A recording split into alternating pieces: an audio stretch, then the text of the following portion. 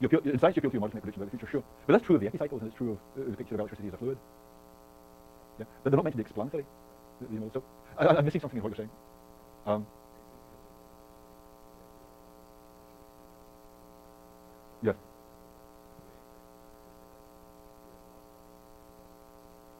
Okay, good. So what's the difference? I mean, Davidson's agreeing, right? So Davidson's saying there's a way that valence works in chemistry where it makes perfect sense to say, let's give a deeper definition of this and the way this kind of model works. And Davidson's saying, no, think of this more like valence or the electricity as a fluid. Yeah. So that's consistent with what you're saying. Is that right? It's a way of filling out what you're saying. Okay, come back. Yep. Right. That's right. That's right. Yeah. Yeah, well, indeed. I mean, maybe we shouldn't bother with this stuff anyway, right? I mean, what interests us is how come the sentences can be true or false, right? And this kind of thing is not giving us an explanation of how come they can be true or false. Yeah, that is a really good question. I mean, Davidson himself spent a great deal of his career in developing this kind of model. I mean, not for languages with 4 sentences in them, but for more or less complicated functions of English. And why you would be doing that if you think it's not explanatory? It seems to me a very good question. And why did a whole generation of philosophers of language spend their careers on this kind of thing? Why do they still? A lot of linguists do exactly that today. Yeah. What do they do? What do you think they're up to? Yeah. The thing is, how else would you do it? We don't have any idea of how you try and predict the truth conditions of sentences, except by looking at the analysis of the parts. Yeah. So the thing is, you're right. I mean, in this kind of model, it's a bit mysterious why you want this predictive gadget, but it seems to be the only thing there is that gives you any grip on the truth conditions of whole sentences anyhow.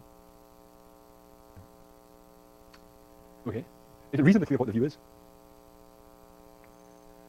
So the basic point that Davidson's appealing to here is that the remark that Frege, I think was the first person to make, is only in the context of a sentence that words have any meaning. That's to say, when you're using a language, the only thing you can do with a language is use the whole sentence, make a whole statement.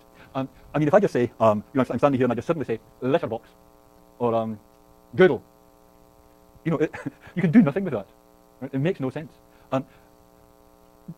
To make some kind of move in language, you have got to utter a sentence or something that's equivalent to a sentence. You know what I mean? Of course, if you say, who was the greatest mathematician of the 20th century, then you can say Gödel, right? But that use of the one word is just elliptical for Gödel was the greatest mathematician of the 20th century. Right?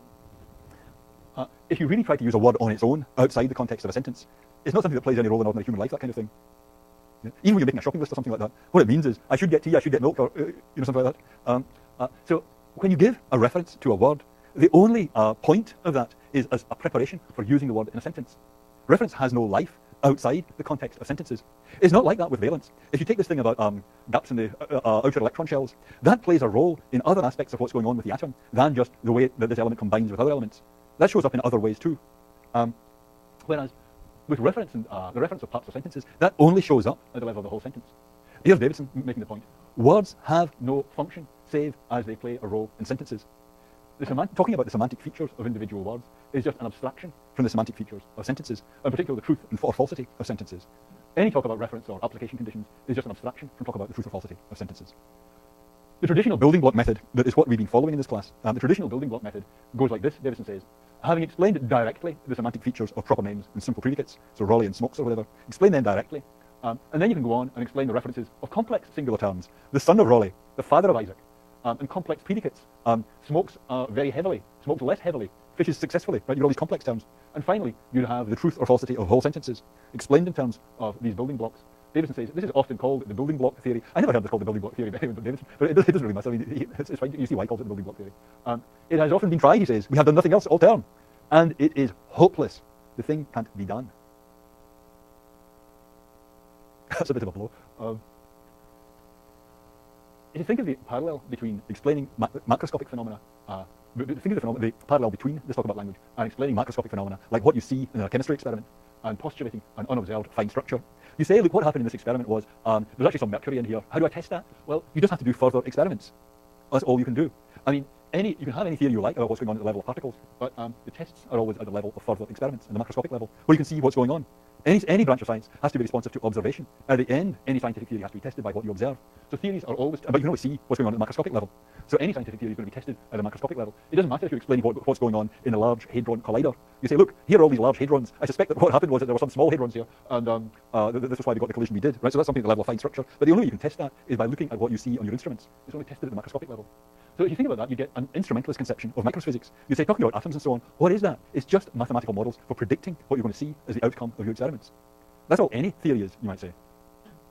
It's just a way of predicting what you're going to see in your experiments. You don't have to go all that way. I mean, Davidson is just applying this to language, but he does here seem to be heading off to saying that we can be instrumentalist about microphysics generally.